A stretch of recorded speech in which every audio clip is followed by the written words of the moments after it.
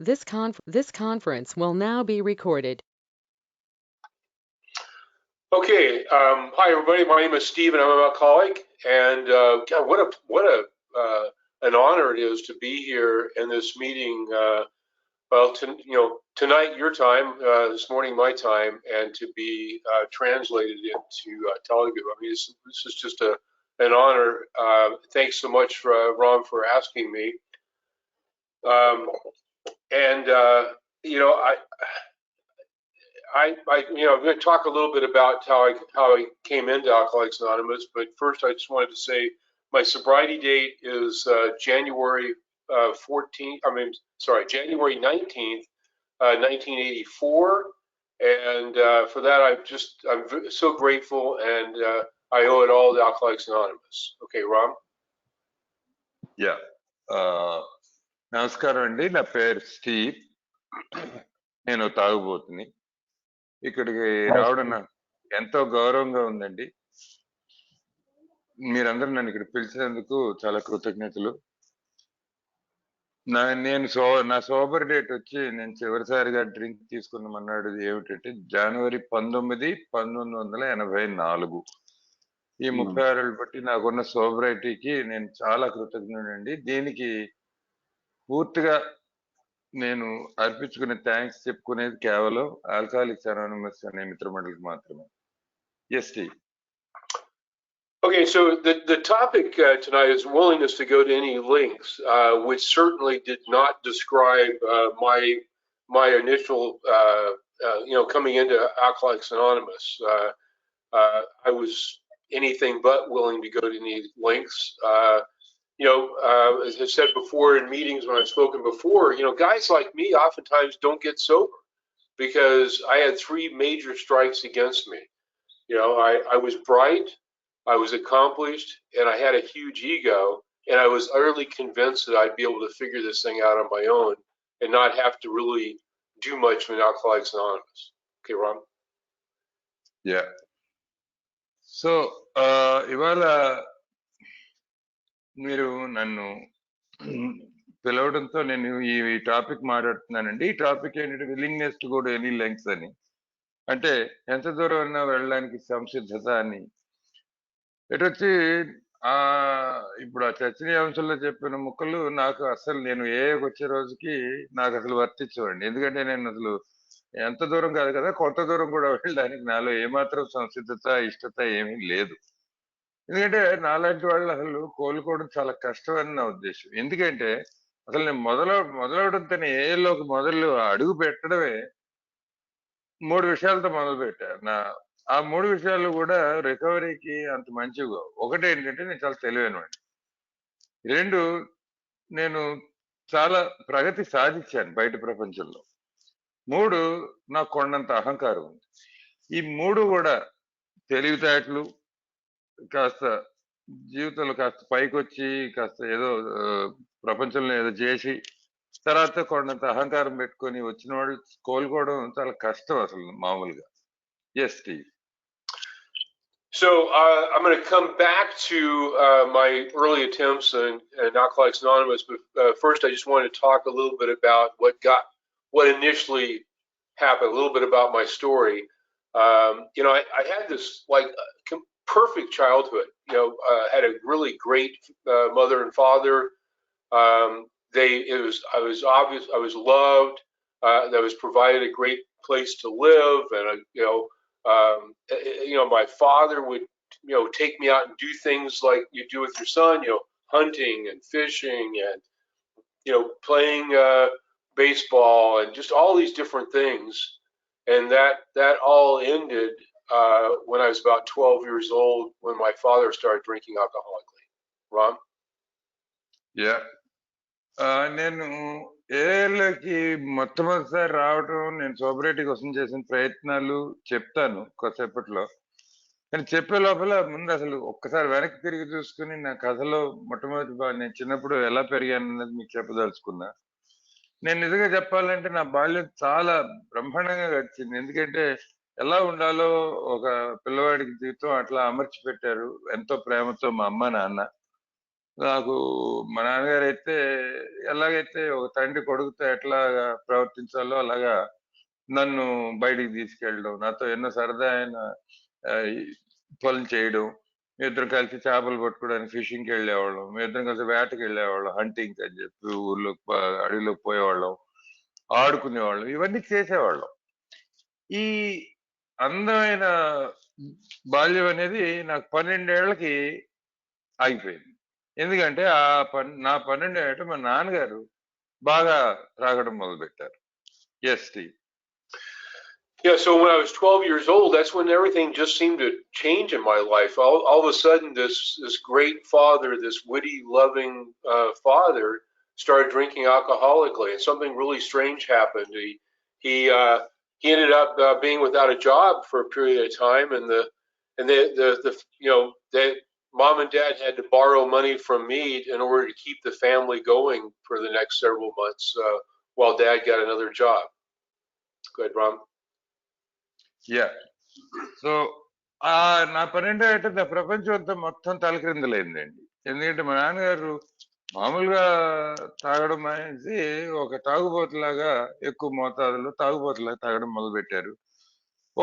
ఒక్కసారిగా ఏంటంటే చక్కగా నవ్వుతూ సరదాగా ఉండి ప్రేమగా ఉండే తండ్రి వేరే మనిషిగా మారిపోయారు.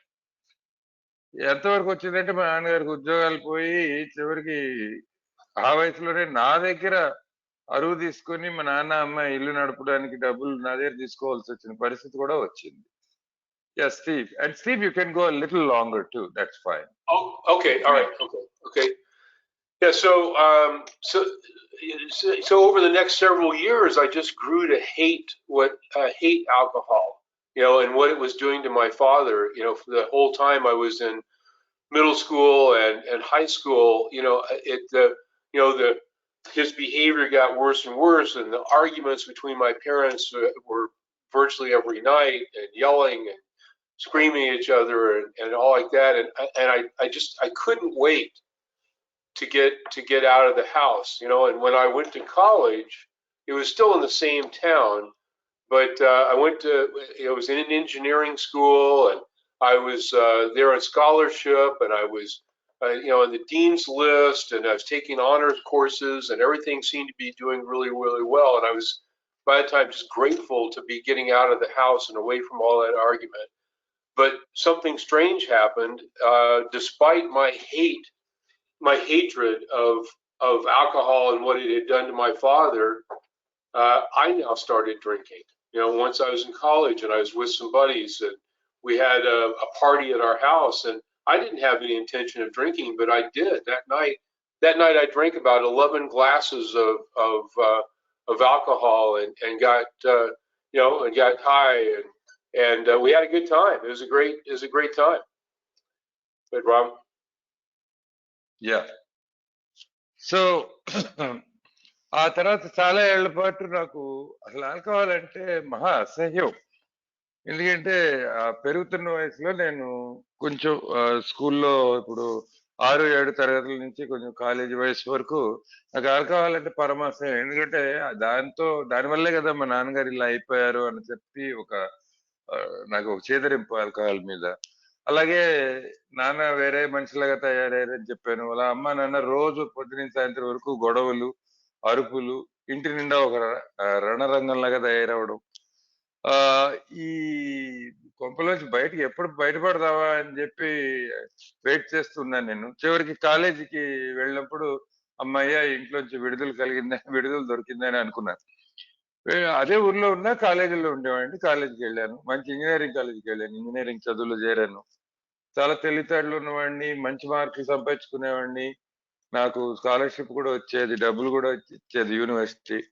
అంతా బ్రహ్మాండంగా జరుగుతోంది అనుకునే సమయంలో ఒక విచిత్రమైన విషయం జరిగింది నా జీవితంలో. నేను తాగడం మొదలుపెట్టా. ఏ ఆల్కహాల్ అయితే నేను అసహించుకున్నానో దాన్ని నేను తాగడం మొదలుపెట్టా. ఏదైతే మా నాన్నని సర్వనాశనం చేసిందని నమ్మానో అది నేను తాగడం మొదలుపెట్టా. మొట్టమొదటిసారి నేను నా స్నేహితులు కొంతమంది మా ఇంట్లో ఒక పార్టీ చేశారు. నాకు తాగే ఉద్దేశం ఏమాత్రం లేదు.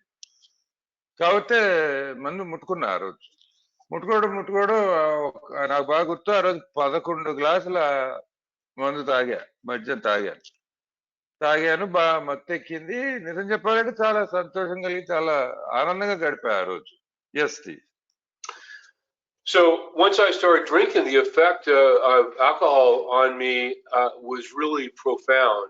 I mean, everything changed in my life almost immediately. You know, I went from this great student, taking all these classes, and I said on scholarship and all this stuff going on, to within 1 year of taking that first drink, I was no longer on scholarship.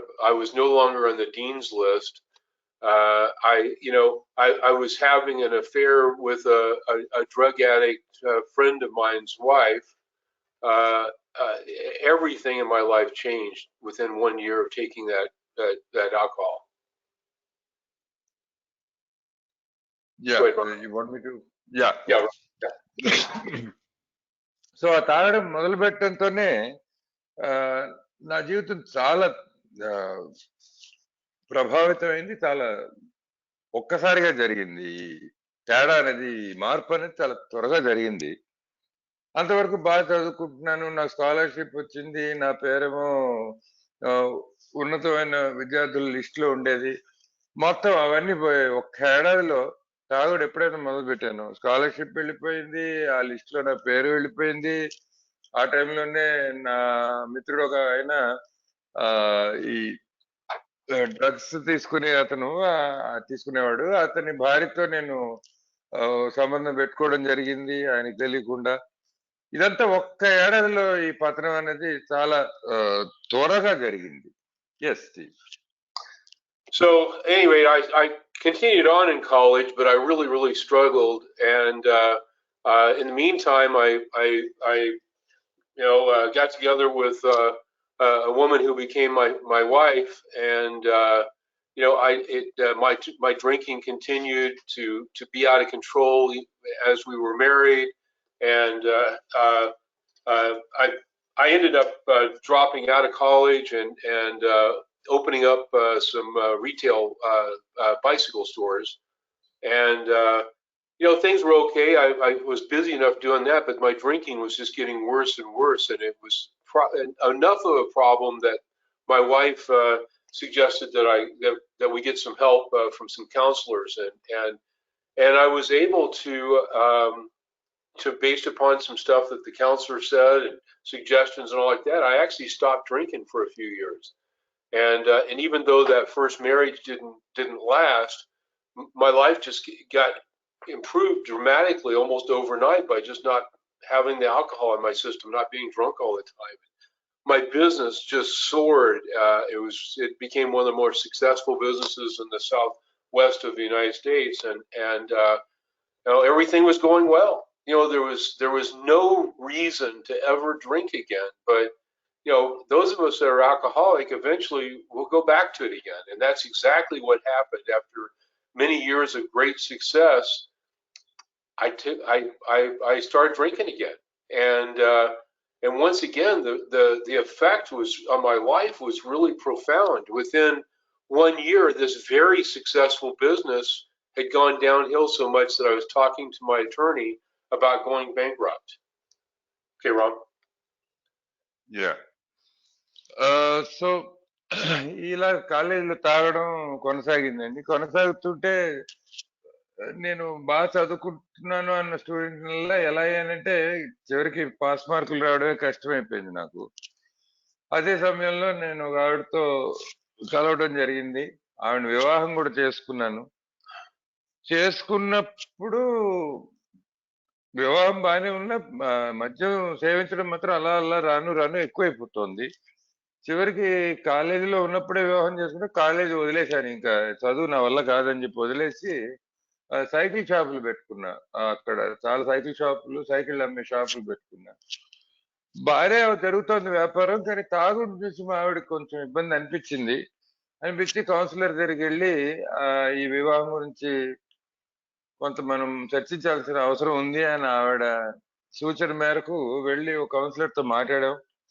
ఆ councillor చెప్పిన ముక్కలు వినిపించుకొని కొన్ని ఏళ్ల పాటు మధ్య నుంచి దూరంగా ఉన్నా పూర్తిగా. పూర్తిగా దూరంగా ఉన్న వివాహం అయితే నిలవలేదు. ఏవో కారణాల వల్ల వివాహం చెడిపోయింది, విడాకులు అయిపోయాయి. కాకపోతే జీవితం మాత్రం ఆల్కహాల్ లేనందువలన చాలా మెరుగుపడింది. ఎందుకంటే నా షాపులు 1, 2, 2, 10 షాపులు పెట్టి మా ప్రాంతంలో చాలా ఉన్నతి కలిగింది ఆ వ్యాపారానికి. అంత బాగుండింది అనుకున్నా. అసలు నేను అప్పుడున్న పరిస్థితుల్లో నాకు ఏ బాధరబందులు, ఏ ఇబ్బందులు లేని టైం అది. అప్పుడు అసలు నేను మందు దగ్గరికి వెళ్ళాల్సిన అవసరమే లేదు. కానీ ఇప్పుడు నాకు తెలిసిన విషయం ఏంటంటే త్రాగుబోతు అన్నవాడు, ఆల్కహాలిక్ అన్నవాడు ఏదో రోజు చివరికి వెళ్ళాల్సిందే వెళ్తాడు. అదే నాకు జరిగింది. ఎందుకు ముట్టుకున్నారో తెలియదు కానీ వెళ్ళి మళ్ళీ తాగాను. మళ్ళీ తాగడంతో కథ మళ్ళీ వెనక్కే తిరిగింది. ఏమైందంటే మళ్ళీ మళ్ళీ కరెక్ట్ గా ఒక్క ఏడాదిలో సాధించిన వ్యాపారంలో నేను సాధించిన ప్రగతి, నాకు వచ్చిన డబ్బు, ఆనందం మొత్తం అన్ని ఒక్కసారిగా ఒక్క ఏడాదిలో మొత్తం వెళ్ళిపోవడంతో పాటు నేను ఇంక చివరికి వ్యాపారం దివాలా తీసే పరిస్థితికి వచ్చాను. లాయర్లతో దివాలా తీయటం ఎలాగా అని చెప్పి ఆలోచించే పరిస్థితికి వచ్చాను నేను చివరికి ఒక్క ఏడాదిలోనే. Yes. Yes, so over the next like 3 years after I started drinking again, it was just, I mean, things went downhill, just like incredibly. I mean, life just kept getting worse, and the way I treated people kept getting worse, and the places where I'd go just kept getting, lower and lower and lower, and I tried everything to stop drinking because it wasn't very long after starting up drinking again that I realized that I've got to stop.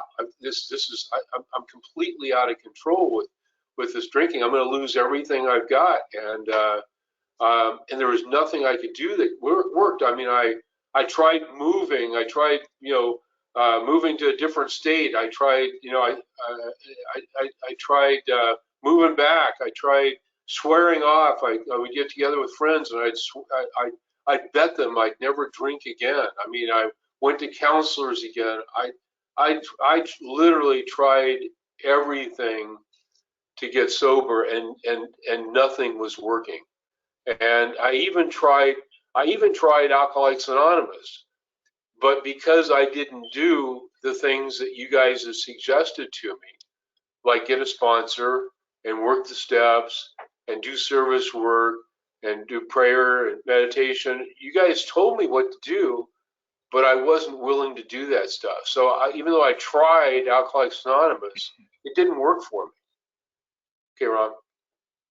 Yeah. So ఇది ఈ పరిస్థితి దిగజారుతూ ఉంటే ఇది 3 ఏళ్ళు నేను తాగుడు మళ్ళీ మొదలు పెట్టాక పూర్తిగా జీవితం పటాపంచలైపోయింది. నేను నిర్మించుకుందంతాను అయిపోయి ఇంకా జీవితమే బాధాకరంగా తయారవడమే కాకుండా నేను మనుషుల పట్ల నేను చూపించే వైఖరి మొత్తం అంతా మారిపోయింది. అప్పుడు నాకు తెలుస్తూనే ఉంది నేను పతనం అయిపోతున్నాను, నా దగ్గర ఉన్న సర్వం నాశనం అయిపోతుంది, అన్ని మొత్తం జారిపోతుంది అని తెలుస్తూనే ఉంది.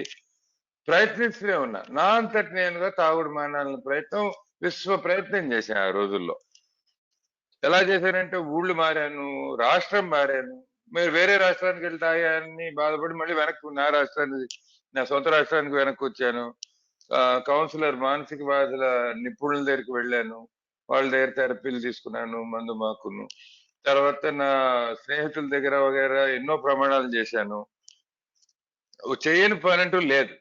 నిజంగా చెప్పాలంటే ఇప్పుడు కూడా ప్రయత్నం చేశాను. ఆల్కహాలిక్స్ అనానిమస్కి వచ్చాను నేను. వచ్చేది కానీ నాకు ఏ పని చేయలేదు. ఎంచేత పని చేయలేదంటే ఇక్కడ నాకు చెప్పిన పని నేను ఒక్కటి చేయలేదు సవ్యంగా. ఎందుకంటే చేయడానికి నాలో సంసిద్ధత లేదు. ఇప్పుడు ఏం చెప్పారు నాకు రాగానే చిన్నవి చెప్పారు. స్పాన్సర్ తీసుకోయా, సోపానాల కార్యాచరణలో పెట్టు, సోపానాలు చెయ్యి, సర్వీస్ వర్క్ చేయాలి, కొంత సేవ అనేది చేయాలి తోటి ఆల్కహాలిక్లకి, ప్రార్థనా ధ్యానములు చేసుకోవాలి రోజువారీగా. ఇవన్నీ నాకు పెద్దలు చెప్పారు ఏఏలో. కానీ ఇందులో ఏ ఒక్కటి కూడా నేను చేసే సంసిద్ధత నాలో లేదు. సో నేనేమి చేయలేదు కాబట్టి నాకు ఏ పని చేయలేదు. Yes Steve. Yes, prior to going to that first AA meeting, I just remained convinced that I could figure this thing out on my own. If I just talked to the right psychologist, or I went or read the right book, or I did whatever. In fact, about 6 months before that first AA meeting I went to, I bought a book, Alcoholics Anonymous, and I was just going to read the book, and maybe if I could just read the book, I could figure out how to stop drinking. And I would read. I remember vividly reading the stories in the back of the book Alcoholics Anonymous, and really identifying with those stories, of several of those stories in there. But I was drinking alcohol while I was reading those stories, and obviously that's not how it works.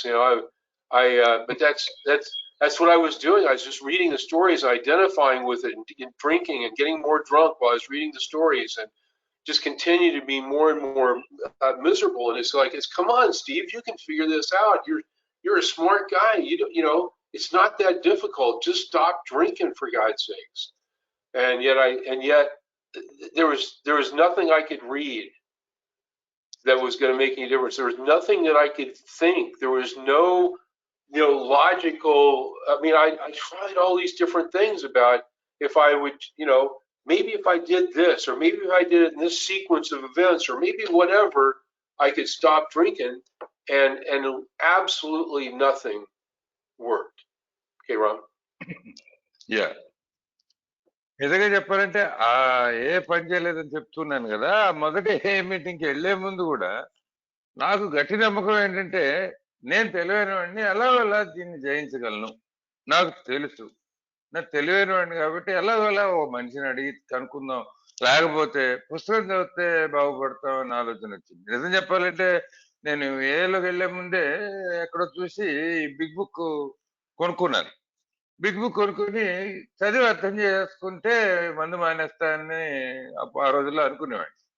చదువుతూ ఉండేవాడిని. నిజంగా చెప్పాలంటే వెనకాల పుస్తకం వెనకాల వైపున కథలు నన్ను చాలా ఆకట్టుకున్నాయి. ఎందుకంటే బాగా ఐడెంటిఫికేషన్ వచ్చింది. ఈ వీళ్ళంతా నాలాంటి కథలే చదువుతున్నారు అని కథలు చూసి అనిపించింది. కాకపోతే ఎప్పుడైతే నేను వాళ్ళు తాగుబోతులు నేను తాగుబోతు అని తెలుసుకుంటున్నానో ఆ పుస్తకం చదువుతూ చదువుతున్నాను. మరి మనందరికీ ఇవాళ తెలుసు, ఇవాళ నాకు తెలిసిన విషయం ఏంటంటే, తాగుతూ బిగ్ బుక్ చదివితే రికవరీ రాదనే విషయం నాకు తెలియలేదు. ఇప్పుడు పూర్తిగా తెలుసు. కాకపోతే ఏంటంటే, ఇలా తాగుతూ బిగ్ బుక్ చదవకపోయినా మొత్తం జీవితంలో చాలా కృంగిపోతూ వచ్చాను. కానీ ఎక్కడో నన్ను ఆపిన ఆలోచన ఏంటంటే, నువ్వు తెలివైన వాడివిరా స్టీవ్, ఇంత తెలివైన వాడివి, ఈ మాత్రం దాన్ని పట్టుకొని ఎలాగోలా దీన్ని జయించలేవా? అందుకని ఒక్క ప్రయత్నం కాదు, చదవడం, రకరకాల పుస్తకాలు, రకరకాల థింకింగ్, రకరకాల ఆలోచనలు, రకరకాల పద్ధతుల్లో ఆలోచిస్తే ఏమైనా ఇదే తగ్గుతుందేమని ఒకటి కాదు సర్వ విధాలా ప్రయత్నించా, ఒకటి పని చేయలేదని మాత్రం చెప్పగలను. Yes Steve. Okay.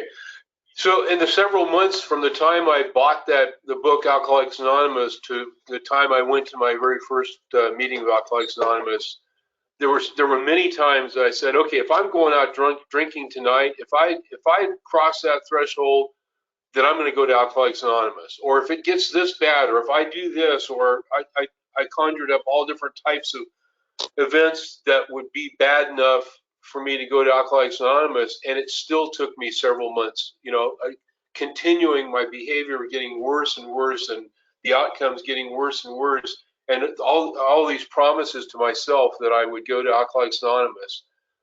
And finally, I did go to my first meeting of Alcoholics Anonymous, and it was a speakers meeting. It was in a pretty big place. Now, the funny part of it is before I went in there, I circled that building a few times to get up the courage to go in there. Plus the fact, who could, wonder, somebody might see me going into that building, and they'll know I'm an alcoholic. Now, there were many times that I went to some of the most sleazy, worst bars in the town that I lived in, and I never once circled them to worry about somebody seeing me walking in.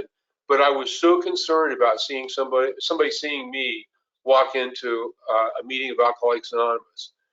And I walk in there, and here's this big auditorium. There must have been 200 people or more there. And it was a speakers meeting, as I mentioned. And I start sitting there and listening to the story of the speaker. And instead of really, listening and paying attention, I'm sitting there thinking with my big ego, I'm sitting there thinking what I'm going to say when they ask me to speak in front of those 200 people. Okay, Rob? Yeah, sorry. So నేను big book చదవడానికి ముందే, I mean ఏ మీటింగ్కి వెళ్లే ముందే big book కొన్నానని చెప్పే కదా. అది కొన్ని నెలల తర్వాత ఏ మీటింగ్ వెళ్ళడం జరిగింది. ఈ లోపల కొద్ది నెలల్లో ఎలా ఆలోచించుకున్నానంటే, ఈసారి 3 గంట 4 తాగితే వెళ్తా, లేకపోతే ఈసారి స్పృహతో పడిపోతే వెళ్తా, లేకపోతే ఈ అడ్డు దాటితే వెళ్తా, ఆ హద్దు మీరితే వెళ్తా అని చెప్పి ఏవో నాకు నేను ఒట్లు పెట్టుకోవడం, ప్రతి ఒట్టు తీసి గట్టు మీద పెట్టడం, వాటి వల్ల మాత్రం నేను వెళ్ళి ఏకి వెళ్ళటం అంటూ జరగల. ఎందుకో చెట్టు చివరికి మాత్రం వెళ్ళడం జరిగింది. ఇంకా అయిపోయింది, పూర్తిగా ఓడిపోయాను, జీవితం రోజు రోజుకి రోజువారీగా పతనం పతనం అయిపోతుందన్న, ఇంకా నాకు దిక్కు తోచని సమయంలో, దిక్కు తోచని పరిస్థితుల్లో వెళ్ళా. అది మొదటిసారి ఏకి వెళ్తే అది స్పీకర్ మీటింగ్. ఇలాగే ఒక స్పీకర్ వచ్చి మాట్లాడుతున్నారు అక్కడ. చాలా పెద్ద మీటింగ్ అది. అది వెళ్ళడానికి విచిత్రమైన విషయం అంటే, నిజంగా చెప్పాలంటే నవ్వు వస్తుంది వాళ్ళ. అది వెళ్ళినప్పుడు ఆ బిల్డింగ్ చుట్టూ 2-3 చుట్లు చుట్టా నడుచుకుంటున్నాను. ఎందుకంటే ఒకటి, నాకు ధైర్యం చాలట్లా ఏ మీటింగ్ లోకి వెళ్ళాలంటే. ఏమో ఆ లోపల ఏముందో అని చెప్పి ఒక రకమైన భయం ఏదో నన్ను ఆపుతుంది. సో తిన్నగా తలుపులోంచి లోపలికి వెళ్ళకుండా తలుపు ద్వారం నుంచి చుట్టూ తిరుగుతున్నా. రెండు ఏంటంటే, ఇంకో భయం ఏంటంటే, అక్కడ ఎవరైనా నాకు తెలిసిన వాళ్ళు కనబడతారేమో, నాకు కొంచెం నామోషి ఒకటి అనమాట. విచిత్రమైన విషయం ఏంటంటే, నేను అతి దరిద్రమైన జాగాలకు వెళ్ళి, చీప్ ప్లేస్కి వెళ్ళి, చౌకబారు జాగాలకి వెళ్ళి తాగడం, అప్పుడు నాకు ఏ నామోషి కానీ సిగ్గు కానీ ఏమీ అనిపించలే పూర్వం. కానీ ఎందుకో ఏ మీటింగ్కి వెళ్తుంటే ఎక్కడ లేని నామోషి వచ్చి పడింది నాకు. చివరికి ఏదో లాగా లోపలికి వెళ్తే అది చాలా పెద్ద ఆడిటోరియం అనమాట, పెద్ద సభ. అక్కడ 200 మంది కనీసం ఉన్నారు. వాళ్ళంతా స్పీకర్ చెప్తున్న విషయం అన్ని వింటున్నారు అనమాట. వింటుంటే నేను అక్కడ కూర్చొని వినడం మానేసి నేనేం ఆలోచిస్తున్నా అంటే, ఆయన మాట్లాడితే నన్ను ఎప్పుడైనా ఇలా మాట్లాడడానికి పిలిస్తే నేను ఎట్లాంటి స్పీచ్ ఇవ్వాలి, నేను అసలు ఎలాంటి వక్తృత్వం ఉండాలి అని నా గురించి నేనే ఆలోచించుకుంటున్నా. అట్లాంటి ప్లేస్లు వెళ్ళి నేనేం మాట్లాడతాను, అది నా పరిస్థితి. Yeah Steve. Okay, so needless to say that attitude and ego didn't serve me well that first time I went to Alcoholics Anonymous. I mean, I managed to not drink for about 3 months, and I went to meetings pretty much every day. And one meeting in particular, it was at 5:30 p.m. But I would usually show up at about between 6 and 6:15 p.m. for that meeting, because I would go to an exercise class beforehand, because I was convinced that if I just got myself really healthy and really athletic and everything like that, that I wouldn't want to drink. So I saw these meetings as something that could maybe just kind of help keep me from drinking for a period of time while I figured out a plan on how to stay sober on my own. So I really wasn't, I really wasn't listening to what the people were saying. They were telling me stuff like get a sponsor. They were telling me work the steps. They were telling me do service work. They were telling me be willing to go to any lengths to stay sober. And I was just saying, no, I'm different. I'm not, I'm not weak like you guys are. I can figure this thing out. In fact, I think I've got it figured out. This exercise thing's working really pretty well, and so that got me my first nickname in that particular group.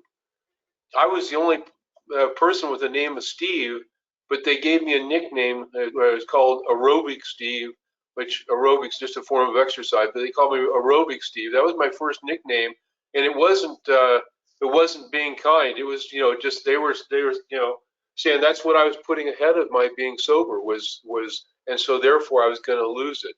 It was, but yet I just couldn't see it. I couldn't see what they were getting at. Go ahead, Rob. Yeah. So మీకు చెప్పారు కదా, ఏ meeting లో నేను కూర్చొని నేను అట్లాంటి meeting లో నన్ను అవకాశం ఇస్తే ఎట్లా మాట్లాడతానని ఆలోచిస్తూ ఉండే. అది నా అహంకారం అన్నా కదా, కొండంత అహంకారం అది. మరి అలాంటి అహంకారంతో అట్లాంటి ప్రవర్తనతో ఏ మీటింగ్కి వెళ్ళిన వాడికి ఏ పని చేయడం కష్టం అని ఇప్పుడు తెలుసు. పని చేయలే. ఎందుకంటే 3 నెలలు వెళ్ళాను. తాగకుండా ఉన్నాను 3 నెలలు. రోజు వెళ్ళాను మీటింగ్‌కి. కానీ ఆ రోజుల్లో నా బుద్ధి ఎలా పనిచేసేదంటే 5:30-6కి మీటింగ్ ఉండేది ఒకరోజు వారంలో. 5:30-6కి సాయంత్రం 6:30 వరకు సాయంత్రం మీటింగ్ అయితే నేను 6, 6:15కి వెళ్ళేవాడిని వెళ్ళటమే మీటింగ్‌కి. ఎందుకంటే నాకు ఆ 6, 6:15 ముందు ఎక్సర్సైజ్ క్లాస్ ఒకటి ఉండేదన్నమాట. వ్యాయామం. వెళ్ళి వ్యాయామం చేసి బాడీ బాగా పెంచి ఆరోగ్యం బాగు చేసుకుంటే నేను బాగుపడతానని నా బుర్రలో ఆలోచన. సో ఈ ఏఐ అన్నది కేవలం ఒక అంటే పనికొస్తుంది ఏదో ప్రస్తుతానికి కొన్నాళ్ళు తాత్కాలికంగా నాకు సాయం చేస్తుంది కానీ అసలు నిజంగా ఎలా చేయాలో నాకు తెలుసు. ఎందుకంటే జిమ్‌కి వెళ్ళడం, అక్కడ ఆరోగ్యం బాడీ డెవలప్ చేసుకోవడం ఇవన్నీ చేస్తే నేను బాగుంటాను అని. వాళ్ళందరూ చెప్తూనే ఉన్నారు అక్కడున్న పెద్ద మనుషులు. బాబు స్పాన్సర్‌ని తీసుకో, బాబు స్టెప్పులు చేసుకో, బాబు సర్వీస్ చెయ్యి, కాస్త సేవ చెయ్యి చెబుతూనే ఉన్నారు. కానీ విన్నాడా? లేదు. నేను వినలేదు. ఎందుకు? ఎందుకు వినలేదు? మీరంతా బలహీనులయ్యా. మీకవన్నీ పనిచేశాయి. నేను మీ వంటి బలహీనుడిని కానే కాదు. నేనెంతో బలమైనోడిని. నా మనోబలం చాలా ఎక్కువ. నేను పోయి అసలు నేను ఆలోచించేసాను. పథకం వేసేసుకున్నా. స్కెచ్ మనసులో ఉంది నాకు ఆల్రెడీ. అందులో భాగమే ఈ జిమ్‌కెళ్ళడము, బాడీ పెంచడం వగైరా, వగైరా. ఈ ఏఐకి వస్తుంటాను అప్పుడప్పుడు. ఎందుకంటే ఏదో మీరు బానే ఉన్నారు గానీ, ముఖ్యంగా నా ప్రోగ్రామ్ నా మైండ్‌లో ఉంది. నేను జేసుకుంటా. వాళ్ళు ఏమి అనకపోగా నాకు కొన్ని కొన్ని పేర్లు పెట్టారు. పేర్లు పెట్టి పిలిచేవాళ్ళు. ముద్దు పేర్లు. అది అంత ముద్దు కాదు. కానీ పేరు పెట్టి పిలిచేవాళ్ళు. ఏంటంటే నన్ను ఏరోబిక్ స్టీవ్ అనేవాడు. అంటే ఎక్సర్‌సైజ్ చేసే స్టీవ్ అని జెప్పి. అది సగం జోకు, సగం హేళన. హేళన ఎందుకంటే వెక్కిరించేవాళ్ళనమాట. వీడు ఎక్సర్‌సైజ్ చేసి బాగుపడిపోతాడురా బాబు అని జెప్పి నవ్వుకునేవాళ్ళు. కానీ నాకు అర్థం అవ్వలే. వాళ్ళు ఎందుకు నవ్వుతున్నారు? నేను చాలా గొప్పగా చేస్తున్నాను. నా పథకం చాలా ఫస్ట్ క్లాస్‌గా పనిచేస్తుంది గదా! అనుకున్నాను నేను. Yeah! Steve. Okay. So during that 3-month period of time, that first time I was, not drinking, I just became convinced. Okay, so this is it. I'm never going to drink again. I've read some books now on it. I've gone to these counselors and a psychologist, and I have all this knowledge now about alcohol and alcoholism, and I've got this thing figured out. There's no way I'll ever drink again. And then with the most firm resolve to never ever drink again, and that I had this thing licked somewhere out of nowhere, I picked up a drink again. And it was like, how did that happen? How could I possibly have so much knowledge about this thing that I know has the ability to kill me and make certainly make my life miserable in the meantime? Uh, why would I have picked up alcohol again? I know better. I saw what it did to my father. I heard what it did to my grandfather. And I was just so confused how I possibly could have drunk again. And yet I did. And I don't know, a month or two, whatever, I don't know the exact length of time, but a month or two later, I came back into Alcoholics Anonymous. This time, a lot lower. I was a whole lot lower, and there was a little bit of desperation there. And I actually looked at, I read the book 12 and 12, and so I read through the steps, which is certainly not the same thing as working the steps, but I read through the steps, and I actually had narrowed down to one of two guys to be a sponsor for me. And I was really kind of vacillating between the two, and then ended up not choosing either one of them. And again, there was no way I was going to drink again, and all of a sudden I was drinking yet again. Go ahead, Ron. Yeah. So వీళ్ళంతా నన్ను వెక్కిరిస్తున్నారే తప్ప నేను నా పథకం నాకు బలంగా మనసులో ఉంది అని అనుకున్నా. నాకు జ్ఞానం కూడా వచ్చింది. ఇప్పుడు ఏలోకి వచ్చాక అసలు తాగుబోతాను అంటే ఏంటి అని పూర్తిగా నాకు జ్ఞానం వచ్చేసింది. నా మెదడులో మొత్తం అంతా క్లియర్‌గా తెలిసిపోయింది నాకు. ఇలా అయినవాడు అసలు తాగనే తాగడు అని నాకు గట్టి నమ్మకం ఉన్న ఆ టైంలోనే, ఆ తరుణంలోనే ఎందుకు చేశానో తెలియదు, వేళ్ళు మాత్రం తాగా. తాగాక నాకు వచ్చిన ప్రశ్న ఏంటంటే, అరే ఇన్ని చేస్తున్నావు, నీ మైండ్ లో గొప్ప పథకం ఉంది, ఏ మీటింగ్ వెళ్తున్నావు, పుస్తకాలు చదివేశావు, జ్ఞానం అంతా వచ్చేసింది, అయినా పోయి తాగావు కదా, ఎందుకు తాగావు? ఇంతకీ నీకేం పోయిన తెలియదా అంటే, మీ నాన్న తాగుబోతు, నాన్నకి ఏమైందో తెలుసు, తాతగారికి ఏమైందో తెలుసు. నాకు అసలు ఏంటో చాలా అగమ్యగోచరంగా అనిపించింది. నేను ఇంత ప్రయత్నం చేసి చేసి అని తెలుసుకున్నా కూడా అదేం పని చేయలేదు ఏంటి, మళ్ళీ చివరికి పోయి తాగేది ఏంటి అని. మళ్ళీ ఒకటో రెండో నెలలు నాకు సరిగ్గా గుర్తులేదు, వెనక్కి వచ్చేలోకి. ఈసారి ఏ మీటింగ్కి వచ్చినప్పుడు కొంచెం గాలిలో తేలడం అనేసి మామూలుగా భూమి మీద నడిచి వచ్చా, కాస్త అహంకారం కాస్త దిగింది. మెల్లిగా వచ్చా. ఇంకా అంతు తెలియని పరిస్థితుల్లో, దిక్కు తెలియని పరిస్థితుల్లో వచ్చాను కొంతవరకు. వచ్చి ఈసారి పుస్తకాలు కాస్త క్షుణ్ణంగా మనసు పెట్టి చదివాను. బిగ్ బుక్ కానివ్వండి, 12 సోపానాలు, 12 సాంప్రదాయాల పుస్తకం కానివ్వండి. తర్వాత ఒకళ్ళు ఇద్దరు కొంతమందిని ఆల్రెడీ కళ్ళలో మనసులో పెట్టుకున్న, అయితే ఈయన్ని కానీ లేకపోతే ఆయన్ని కానీ స్పాన్సర్ తీసుకుందాం అని చెప్పి ఒకళ్ళిద్దరిని నేను దృష్టిలో పెట్టుకున్నాను. పెట్టుకొని వాళ్ళిద్దరి గురించి ఆలోచిస్తున్నాను. చివరికి వాళ్ళిద్దరిలో ఎవరో ఒకళ్ళు నాకు స్పాన్సర్ అవుతారు అనుకున్నా, ఇద్దరు అవ్వలేదు చివరికి. కానీ ఆ ఇలా ఈ ఆలోచన తర్జన భర్జన అవుతుంటే పోయి మళ్ళీ తాగా. Yeah Steve. Okay. So my life just got immeasurably worse. I mean, it just seemed to me now after that second time in Alcoholics Anonymous and going back out again, you know, my desperation was greater and greater, and to the point to where, you know, death seemed like a great alternative to the way I was living, and my behavior got more and more dangerous and risky. You know, the way I drove uh, my car, the types of bars that I would go to. I would go to, you know, dangerous bars, and just kind of almost hoping that I would end up dying in the meantime. I got to the point to where I wondered what it would sound like, feel like to put a gun to my head and pull the trigger. That's how desperate that I was getting, and gratefully that desperation finally got me back into Alcoholics Anonymous. And that night, I asked a man to be my sponsor. And there was quite a pause in him saying yes. I don't know. I never did ask him. He never told me. I mean, there was like I don't even know, a 30-second pause or more before he said that he would consider it. And I think it's because he'd seen the way I'd been, that lack of willingness, that lack of willing to do whatever it takes. And so he then asked me. Of course, this comes right out of the book Alcoholics Anonymous. He asked me, "Are you willing to go to any lengths to stay sober?" And of course I was. I mean, I was so desperate I would have said almost anything. But I think I really meant it. I mean, I was, you know, again, even though I was utterly desperate, I think I was finally willing to go to any lengths to stay sober. Go ahead, Ron. Yeah. So ఈసారి మళ్ళీ రెండోసారి వచ్చి మళ్ళీ రెండోసారి బయటికి వెళ్ళి తాగడంతో ఇంక ఈసారి జీవితం ఇంకా అసలు ఎలా కిందకి పతనం అయిందో నేను చెప్పలేని పరిస్థితికి వెళ్ళిపోయా. ఇంకా నిరాశ నిస్పృహ తప్ప నాకేం మిగలలేదు. ఇంకా చివరికి ఏంటంటే ఇంకా ఇలా బ్రతకడం కంటే చావు బెటర్ అనిపించింది. దీనికంటే చావే నయం అనిపించిన పరిస్థితికి వచ్చేసాను నేను. వచ్చేసి అది నాకు కనబడుతూనే ఉంది. ఎందుకంటే నా ప్రవర్తనలో, నేను చేసే పనుల్లో కూడా పోతే పోయానులే అన్న ఒక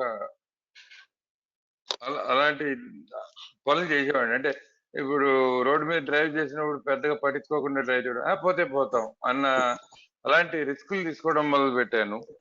ఇష్టం వచ్చినట్టు ప్రవర్తన, పోతే పీడ పోయిందన్న పరిస్థితి వచ్చింది చివరికి నాకు.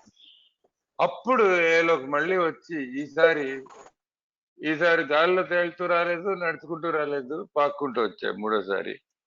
వచ్చి ఒక ఆయన్ని, ఇంకా అప్పుడు ఎంత నా పరిస్థితి నిస్పృహతో నిండిపోయి ఉందంటే, వెళ్ళటంతోనే ఒక మనిషిని, పెద్ద ఆయన్ని నా స్పాన్సర్ అవుతారండి అని చెప్పి ఆయన అడిగా. అడిగినప్పుడు ఆయన అన్నాడు కానీ నేను అడగడానికి ఆయన అనడానికి మధ్యన కొంత సమయం గడిచింది. ఒకసారి ఆగాడు అనమాట. ఆగి ఆలోచించుకొని అప్పుడు అన్నాడు. నాకు తెలిసి ఎందుకు ఆగాడో, ఎందుకు ఒకసారి ఆలోచించుకోవాల్సి వచ్చిందో ఆయన. ఎందుకంటే నా పద్ధతి అలాంటిది.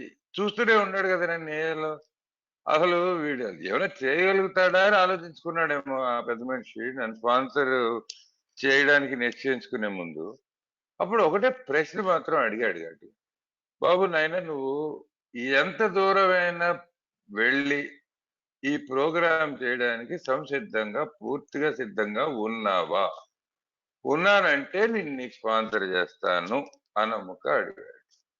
ఆ ప్రశ్న అడిగినప్పుడు ఈసారి మాత్రం నేను ఉన్నానండి అని చెప్పడం నిజం. ఎందుకంటే ఆ నిజం ఎక్కడి నుంచి వచ్చిందంటే నేను అనుభవించిన ఆ అధోగతికి ఇంకా ఉంటానండి అన్న తప్ప నాకు మరో మార్గం లేదు అన్న స్థితికి వచ్చా కాబట్టి నిజంగా మనస్ఫూర్తిగా ఉన్నానండి, ఎంత దూరమైనా మీతో వస్తాను సార్ అని చెప్పి చెప్పడం జరిగింది.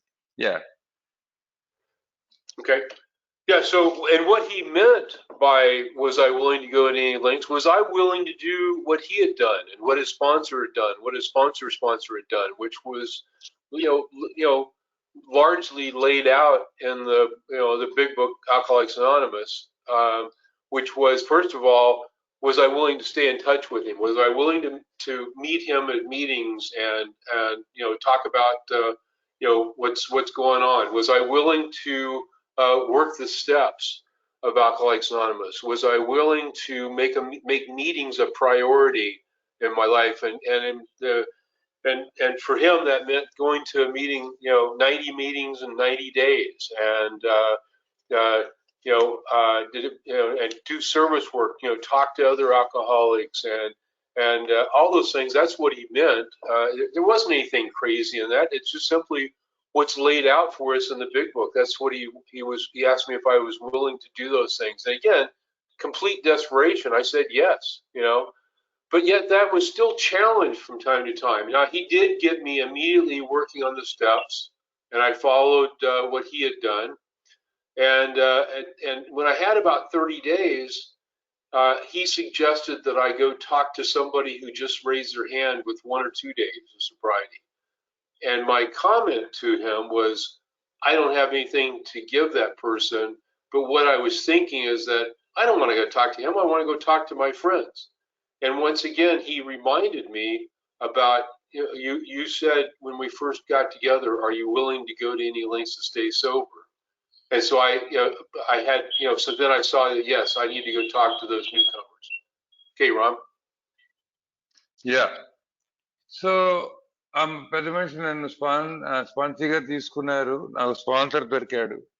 అప్పుడు మొదటిసారి ఆయన నాకు ఏ ప్రోగ్రామ్ చూపించాడు. ఏం చెప్పుకొచ్చాడంటే ఆయన స్పాన్సర్ ఆయనకి ఏం చెప్పాడు, ఆయన స్పాన్సర్ ఆయన స్పాన్సర్కి ఏం చెప్పాడు. అక్కడి నుంచి వస్తుందయా నేను చెప్తుందంతా నేను ఏదో కనిపెట్టి చెప్పింది కాదు అనేది కూడా నాకు ఎక్స్ప్లెయిన్ చేసి క్లియర్ గా వివరించి చెప్పాడు. చెప్పి ప్రతి చోట కూడా నా సంసిద్ధత గురించి నన్ను ప్రశ్నిస్తూ వచ్చాడు. నువ్వు నేను ఎప్పుడు చెప్తే అప్పుడు నా దగ్గరికి రాగలవా, నాతో మాట్లాడతావా, నాతో టచ్ లో ఉంటావా, నేను చెప్పినట్టు మీటింగ్లకు వస్తావా, అసలు నీ జీవితంలో మిగతావన్నీ పక్కన పెట్టి మీటింగ్ నే మెయిన్ గా ప్రప్రథమంగా మీటింగ్ వెళ్ళాలి, ఆ తర్వాత ఏదైనా అన్నట్టుగా నువ్వు ప్రవర్తిస్తావా, అలా ఉంటావా, అలా బ్రతుకుతావా, సోపానాలు చేస్తావా, కాస్త నేను చెప్పినప్పుడు సర్వీస్ సేవా కార్యక్రమాలలో పాల్గొంటావా, ఇవన్నీ చోట్ల ప్రతి చోట నా సంసిద్ధతని పరీక్షించారని చెప్పను కానీ దాని గురించి కనుక్కున్నారు ఆయన తప్పకుండా నా దగ్గర. నిజం చెప్పాలంటే అవేమి ఆయన ఏదో కనిపెట్టి నన్ను ఏదో రకరకాల పనులు చేయించాడని చెప్పుకోవడానికి ఏం లేదు. అన్ని నిజంగా చెప్పాలంటే మన బిగ్ బుక్ లో పుస్తకంలో రాసినట్టే చేయించారు ఆయన. నేను సరే నేను ఉన్న పరిస్థితుల్లో తప్పకుండా సంసిద్ధతతోనే చేశారని చెప్పుకోవాలి. కాకపోతే అక్కడ కూడా తడబడుతూ వచ్చాయి. ఎందుకంటే ఒకసారి సంసిద్ధత ఎంత చూపించును అన్న అనుమానం నాకు కూడా వచ్చేది. ఎందుకంటే ఉదాహరణకు చెప్తా, మీటింగ్లో కొన్నాళ్ళు పోయాక స్పాన్సర్ నాకేం చెప్పాడంటే, నువ్వు వెళ్ళి కొత్తగా వచ్చిన మిత్రులు 1 రోజు 2 రోజులు 3 రోజులు సోబర్ మనమన్నే సోబర్ అయిన వాళ్ళు వచ్చినప్పుడు వెళ్ళి వాళ్ళని పలకరించి వాళ్ళతో మాట్లాడి వాళ్ళతో సంభాషణ చేసిరా, వాళ్ళతో వాళ్ళు మాట్లాడిపోయాడు, నువ్వు ముందు వాళ్ళ పరిచయం చేసుకొని వెళ్ళి వాళ్ళతో మాట్లాడు అని చెప్పాడు.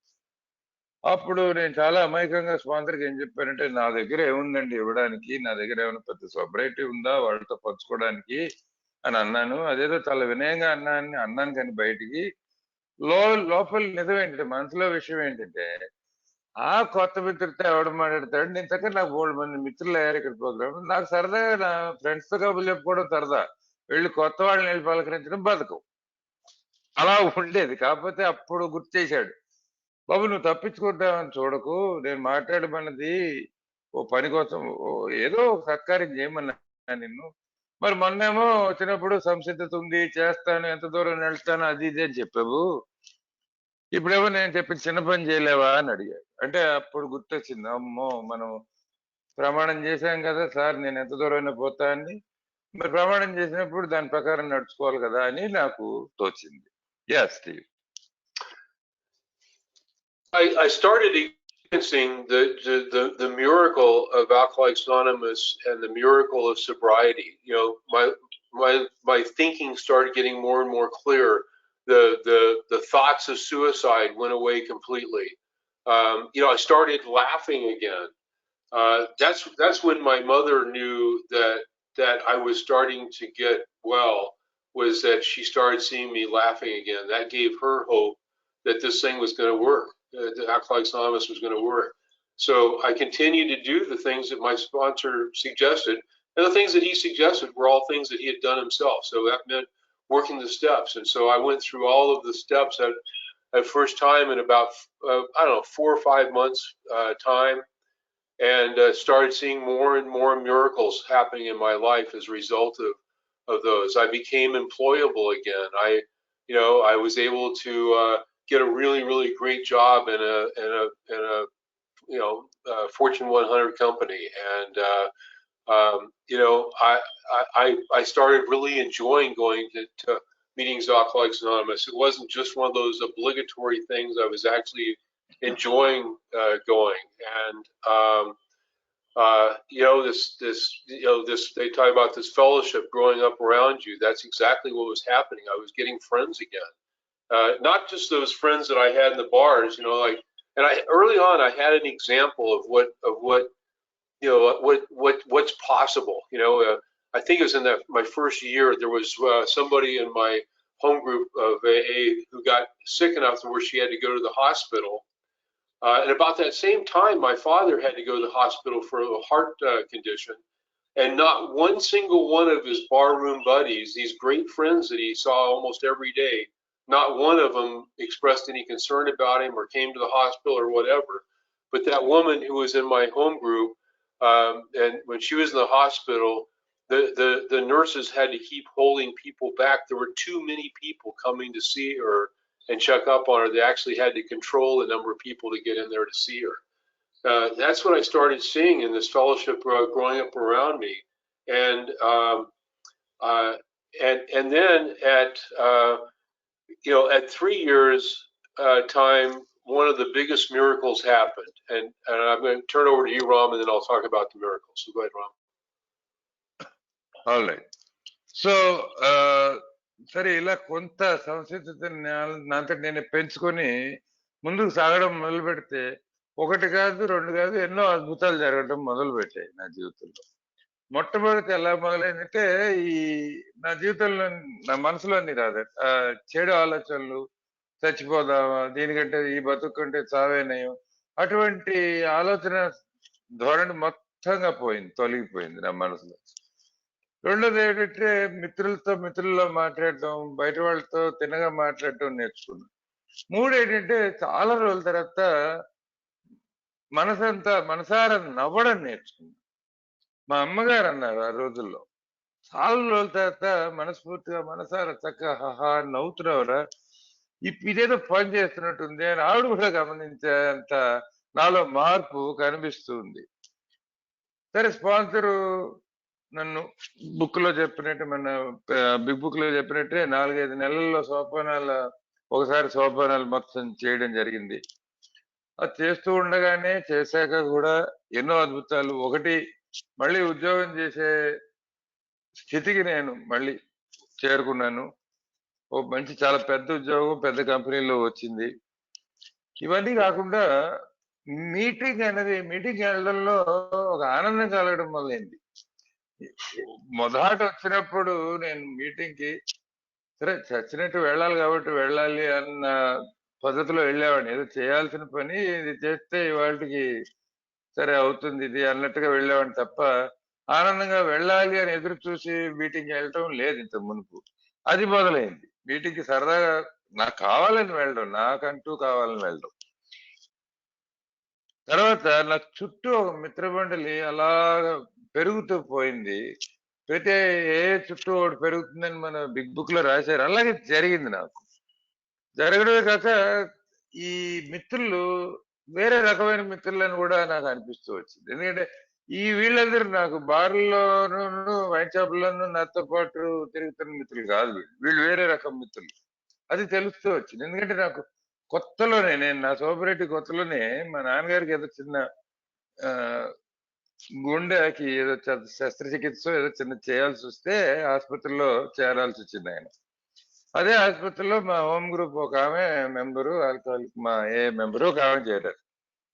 నేను చూస్తున్నాను అనమాట. మా నాన్నగారిని ఆసుపత్రిలో ఉంటే చిన్న ఆపరేషన్ జరిగితే ఆయన మరి తాగుబోతు ఫ్రెండ్స్, బార్లలో ఆయనతో పాటు తిరిగిన వాళ్ళు, ఆయనతో తాగిన వాళ్ళు ఒక్క మనిషి కనబడితే ఒట్టు ఆసుపత్రిలో. ఎటొచ్చి ఇప్పుడు నా హోమ్ గ్రూప్ మెంబర్ ఉందని చెప్పాను ఆవిడ మా ఆ చుట్టుపక్కల రూమ్ లోనే ఉన్నారు ఆవిడ. ఆ నర్సులేమో మనుషులు తోలాల్సి వచ్చింది ఆయనకి, బాబు బాబు ఇంతమంది రాకండి. ఎందుకంటే అందరు ఏ మిత్రులు వచ్చి ఆవిడ చూడడానికి పాపం ఎగబడి వచ్చేస్తున్నారు. ఎందుకంటే అంత ప్రేమ చూపిస్తోంది ఆ మిత్రమండలి ఆ ఫ్రెండ్ మీద.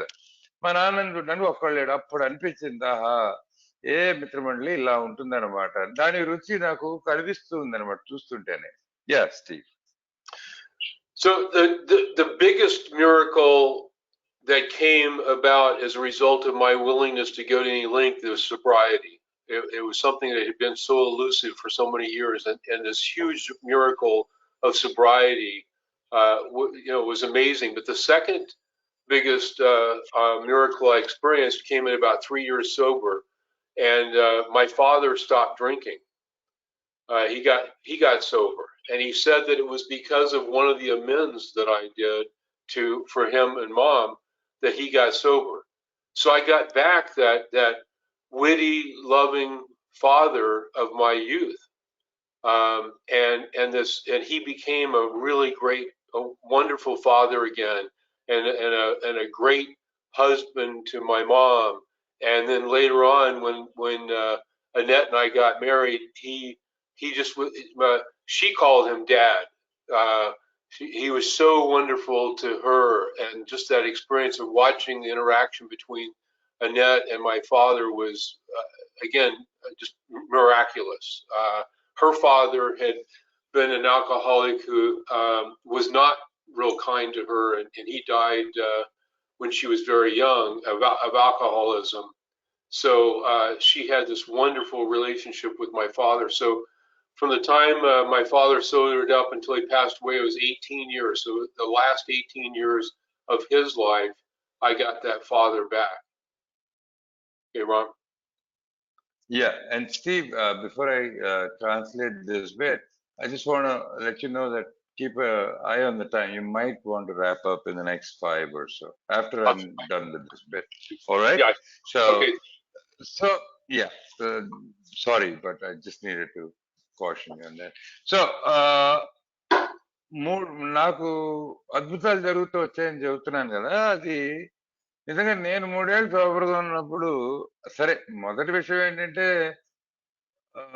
ఏలోకొచ్చి సోపానాల కార్యక్రమం చేసుకుంటే జరిగే అతి పెద్ద అద్భుతం, అతి గొప్ప అద్భుతం, దాన్ని ఏది కొట్టలేని అద్భుతం ఏంటంటే సోబరైటీ. అసలు నేను సోబర్‌గా ఇన్నాళ్ళు ఉండడం, ఇంత ఆనందంగా సోబర్‌గా ఉండడం చాలా ఇంపార్టెంట్. అది దాని తర్వాత రెండో గొప్ప అద్భుతం ఏంటంటే నా జీవితంలో అతి పెద్దది రెండోది అనుకోవచ్చు. మా నాన్నగారు సోబర్ అయ్యారు. నేను సోబర్ అయిన 3 ఏళ్ల కల్లా. ఆయన చెప్పడం ఆయన ఎందుకు సోబర్ అయ్యారంటే ఆ నేను 9వ సోపానంలో ఆయనకి అమెండ్స్ ఆయనకి చెప్పిన అమెండ్స్ లో ఆయనకు ఒక అమెండ్ చెప్పాను. అది చెప్పి అది చూసి అది విని ఆయన దానివల్ల సోబర్ అయిపోయాను రా అని చెప్పారు. ఆయన కూడా ప్రోగ్రామ్ లోకి వచ్చి ఆయన కూడా సోబర్ అయ్యి అక్కడి నుంచి ఆ సోబర్ అయిన నుంచి ఆయన ఇంకో 18 ఏళ్ళు జీవించారు. ఆ 18 ఏళ్లలో మా నాన్న నాకు వెనక్కి వచ్చాడు. ఎందుకంటే నేను చిన్నప్పుడు ఎలా అయితే మా నాన్న నాకు గుర్తున్నాడు, ప్రేమగా సరదాగా కబుర్లు చెప్తూ నవ్వుకుంటూ, అట్లాంటి తండ్రి నాకు వెనక్కి వచ్చాడు. నా తల్లికి ఒక ఆనాటి భర్త మళ్ళీ తిరిగి వచ్చినట్టుగా అనిపించింది. ఇవన్నీ కాక తర్వాత నేను ఇప్పుడు నా భార్య ఎనెట్ నా పక్కన కూర్చొని ఉంది. ఎనెట్ వాళ్ళ తండ్రి ఆల్కహాలిక్. ఆయన ఆవిడ్ని ఒక ఆడపిల్లని ఎట్లాగా పెంచాలో పెంచలేదు. ఎందుకంటే ఆయన తాగుబోతుతో చనిపోయారు ఈమె చిన్న వయసులోనే. కాబట్టి ఈమెను వివాహం చేసుకున్నాక నా తండ్రి చేసుకునే వాళ్ళకి నా తండ్రి సోబర్గా ఉండటంతో నా తండ్రికి ఆవిడికి ఎంత చక్కటి అందమైన బంధం నేను చూడగలిగాను. ఈమె ఆయన నాన్న అని పిలిచేది, ఆయన తల్లి అని చెప్పి పిలిచేవాడు. నా భార్యని కూతురులాగా ఆయన చూసుకోవటం, అది నా కళ్ళెదురుగుండా జరగటం నిజంగా నా జీవితంలో చెప్పుకోదగ్గ అద్భుతంగా నేను భావిస్తాను. ఒక్క మాటలో చెప్పాలంటే నా తండ్రి నాకు వెనక్కి వచ్చాడు. అది ప్రోగ్రామ్ నాకు తెచ్చిపెట్టిందని నేను ఇవాళకి కూడా భావిస్తున్నాను. Steve, please go ahead. Okay. And by the way, you have some leeway, right? Don't have to hurry up. I have been chastised by people saying I am the one hurrying you up. Sorry. Well, out of that willingness to go to any lengths has come so many great things. So many, of course, not the least of which is sobriety and getting my father back, and getting married to Annette. None of that stuff would have happened if I had stopped at any of the things, or if I'd balked at any of the stuff. Because I wanted to balk at doing some of the service work. I wanted to balk. At 1 year, our group would always take the phones for Alcoholics Anonymous when it was not manned during the daytime, and I balked at that because I had a great job at that time. What if I got a call at 2 o'clock in the morning, and I'd be groggy for work the next day, and I was reminded that if I didn't do that kind of stuff, I'd probably go out and get drunk, and then I wouldn't be worth a darn to my employer any day. But you know what? There was never a time that I got one of those late night calls that I wasn't energized. So everything that I balked at, I had to again be reminded of that I was willing to go to any lengths. Later on in my sobriety, when it just seemed like, okay, I'm married to somebody in Alcoholics Anonymous, and like that, I don't need to go to as many meetings, and I almost drank over that, and it brought me right back to, am I willing to go to any lengths? And so today, a year ago, Annette and I started up this Zoom meeting, which has just been one of the very biggest blessings of our life.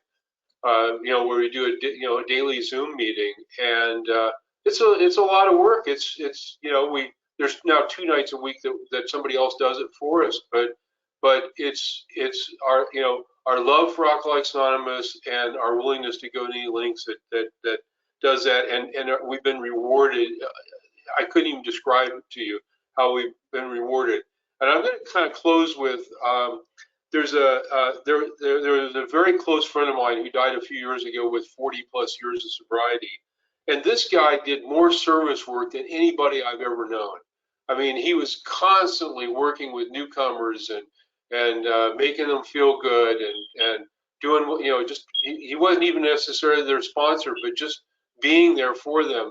And all of this service work, 40 years of service work, and he would always say, I could never give back to Alcoholics Anonymous what it's given to me. And that's what I'm going to close with today, Ram. Thanks so much for asking me to share. It's been delightful. Hey, thanks, Steve. Sorry, I didn't mean to buck you up a little bit there. So anyway, so I'll do that last bit. So ఇందాక చెప్తున్నాను కదండి, ఎన్నో అద్భుతాలు జరిగాయి. చెప్పుకోవడానికి 3 చెప్పాను. ఇంకా చాలా ఉన్నాయి. ఒకటేంటంటే సోబరైటీ మాత్రం చాలా గొప్ప నాకు జీవితంలో దొరికింది అన్నది చాలా గొప్ప విషయం. తర్వాత సరే మా నాన్నగారి గురించి చెప్పాను. ఇగో నా పక్కన కూర్చున్న నా భార్యని నేను పెళ్లి చేసుకోవడమే మరో పెద్ద అద్భుతం. కాపోతే ఏంటంటే ఈ సంసిద్ధత అప్పుడు కొంచెం తప్పుడడుగులు వేస్తూ ఉంటుంది నా పయనంలో. చేసినప్పుడల్లా అలా జరిగినప్పుడల్లా నేను కొన్ని వాటికి ఇది చేయాలా? ఇది అవసరమా? అని చెప్పి ఆలోచన నాకు వస్తూ ఉంటుంది. వచ్చినప్పుడల్లా నాకు ప్రోగ్రాము ఏ ఏం గుర్తు చేశాయంటే, పూర్తి సంసిద్ధత ఎల్లవేళలా ఎన్నేళ్ళైనా ఉండకపోతే ఏమవుతుందో మనకే తెలీదు. వెళ్లి మళ్ళీ తాగొచ్చును. అది ఎన్నేళ్ళకైనా వర్తిస్తుంది అది అని నాకు గుర్తొస్తూనే ఉంది. మొట్టమొదట్లో నేను మిగతావన్నీ చేస్తాను గానీ, సర్వీస్ అంటే కొంచెం నాకు సేవ అంటే కొంచెం బద్ధకం. ఎందుకంటే కొన్నాళ్ళు సోబర్ అయిపోయాక నేను మర్చిపోతా. సర్వీస్ గురించి. ఉదాహరణకి నేను కొత్తగా సోబర్‌గా ఉన్న కొద్ది సంవత్సరాల్లో నన్ను ఈ హెల్ప్ లైన్‌లుంటాయి. మనకి హెల్ప్ లైన్‌లున్నట్టే ఫోన్ లైన్‌లు. ఆ హెల్ప్ లైన్ నా దగ్గర పెట్టుకోమన్నారు. ఎవరన్నా బాధపడుతున్న తాగుబోతు కానీ ఫోన్ చేస్తే ఫోన్ తీసుకోవడం నా బాధ్యతగా. నేను తీసుకోవడానికి కొంచెం నిరాకరించలేదు గానీ, కొంచెం బద్ధకిచ్చా. కొంచెం ఒకసారి ఆలోచించా. ఎందుకంటే, నేను ఉద్యోగం చేస్తున్నాను. అందులోను చాలా పెద్ద ఉద్యోగం చేస్తున్నాను. పొద్దున్నే ఆఫీస్‌కెళ్ళాలి. రాత్రి ఏ 2:00కో, 3:00కో ఎవడో తాగుబోతోడు ఫోన్ చేస్తే, మాట్లాడితే నేను అలసిపోతే, పొద్దున్న కొంచెం నీరసంగా ఉంటుంది కదా! వెళ్ళడానికి అని చెప్పి. అప్పుడు నాకు ఫెలోషిప్ నాకు ఒక్కసారి గుర్తు అద్దం పట్టి చెప్పింది. బాబు ఇది ఇలాగే బతకం మొదలవుతుంది. మొదలైన బతుకం మందు సీసా వరకు పట్టుకెళ్ళే అవకాశం ఎంతైనా ఉంది. మనం ఎప్పుడు ఏది చేయాలన మనకి ప్రోగ్రామ్ చెప్పిందో అది చేయటం ఇంపార్టెంట్ చాలా ముఖ్యం అని చెప్పింది. అలాగే నేను నా భార్యని అన్నిటిని వివాహం చేసుకున్నాక ఆవిడ కూడా ఏ మెంబరే కాబట్టి మొదట్లో ఏమనుకున్నానంటే సరే ఇప్పుడు ఏ మెంబర్‌ని చేసుకున్నాను. ఆవిడ సోబర్‌గా ఉన్నారు. నేను కూడా సోబర్‌గా ఉన్నాను. నాకు మీటింగులు అక్కర్లేదేమో! మేము ఇంట్లోనే మీటింగ్ చేసుకోవచ్చేమో అన్న ఆలోచన కూడా వచ్చింది నాకు. ఆ ఆలోచనతో తాగలేదు కానీ తాగుడుకి కొంచెం దగ్గరలో వెళ్ళానని చెప్పుకోవచ్చు. అప్పుడు కూడా ప్రోగ్రామ్ నాకు గుర్తు చేసింది. నువ్వేదో ఏ మెంబర్‌ని వివాహం చేసుకున్నంత మాత్రాన నువ్వు ఇంట్లోనే రికవరీ వచ్చేదు. మీటింగులకి వెళ్ళాలి. మిగతావన్నీ ప్రోగ్రామ్‌లో చెప్పిన ప్రతీదీ తూచా తప్పకుండా చేయాలి అన్నది గుర్తొచ్చింది. అలాగే ఒక ఏడాది క్రితం ఈ కరోనా వ్యాధి వల్ల ఆహ్, మామూలు మీటింగులు ఆగిపోయి ఏం చేయాలి అని సమయంలో నేనును నా భార్య అన్నిటి కలిసి సౌత్ సైడ్ నేషన్ వైడ్ అని చెప్పి ఒక ఆన్‌లైన్ మీటింగ్ పెట్టాము. ఏడాది బట్టి నడుస్తుంది ఆ మీటింగ్. రోజు మేము ఆ మీటింగ్ చేస్తున్నాం. ఇవాళ చాలా మంది మాతో పాటు పాల్గొని చేస్తున్నారు మాతో. కాకపోతే మొట్టమొదటి మేమిద్దరమే మొదలుపెట్టి ఒక్కరోజు కూడా తప్పకుండా ఏడాది నుంచి ఆ మీటింగ్ చేస్తున్నాం. ఇప్పుడు కొంచెం కొంతమందొచ్చి వారానికి 2 రోజులు మాకు విశ్రామం ఇచ్చి మిగతా 5 రోజులు మేము చేస్తున్నాం. ఎందుకంటే అది మాకు కేవలం మీదున్న అమితమైన ప్రేమ, మాకు ప్రోగ్రామ్ చేయాలి అన్న అచంచలమైన ఒక ఆహ్, సంసిద్ధత. అవి 2 లేకపోతే మేము ఏడాది పాటు మేమిద్దరం అలా కూర్చొని మా ఇంట్లోంచి ఆ మీటింగ్ చేస్తూ ఉండలేం. ఇది గొప్ప పని చేశామని చెప్పను. చాలా మంచి పని చేశాం. ఎందుకంటే చేయటం వల్ల మాకు ఎంత తిరిగొచ్చిందో, వెనక్కి ఎంత ఇచ్చిందో తెలుస్తది. ఎంతో మంది మిత్రులు కలుసుకున్నాం వగైరా, వగైరా. నేను ఇంక ఆపుతాను. ఆపే ముందు నా చాలా దగ్గర మిత్రుడు ఒకతను నాకు చాలా స్నేహితుడు ఒకాయన చనిపోయాడాయన. 40 ఏళ్ళు పైగా సోబర్‌గా ఉండి చనిపోయాడు. నాకు చాలా ఆప్తమిత్రుడు. ఆయన ఏమనేవాడంటే, ఆయన విపరీతంగా సర్వీస్ చేసేవాడు. బతుకున్నప్పుడు చివరి వరకు కూడా ఇంచుమించుగా సర్వీస్ చేసి, ఆల్కహాలిక్‌కి ఏ విధంగా సాయం అందించగలిగితే అలా అందించేవాడు. స్పాన్సర్ అవ్వాలనే లేదు, సహాయం అందించడానికి ఎన్నో విధాలున్నాయని ఆయన చూసి నేర్చుకునేవాళ్ళం మేము. ఆయన ఏం చెప్పేవాడంటే తరచూ, "నువ్వు ఇంత సర్వీస్ చేస్తున్నావు గదా!" అని ఎవరైనా అంటే, ఆయన అనేవాట, "ఏ నాకిచ్చిన దానికి నేను రుణం ఎలా తీర్చుకోగలను? నేనెంత సర్వీస్ చేసినా అది ఆవగింజంతే చేసినట్టు. ఎందుకంటే నాకు జీవితాన్ని ఇచ్చింది, అంతా ఇచ్చింది" అని అనేవాడు నా మిత్రుడు. నేను కూడా అదే మాటలు అంటా ఇవాళ. ఆ మాటలతోనే ముగిస్తాను. నన్ను మీ దగ్గరికి పిలిచి మీతో మాట్లాడడానికి అవకాశం ఇచ్చినందుకు చాలా కృతజ్ఞుడిని. ఎన్నో ధన్యవాదాలు అని చెబుతున్నారు Steve. So Steve, I'm gonna shut off the recording now and we shall take questions. Okay.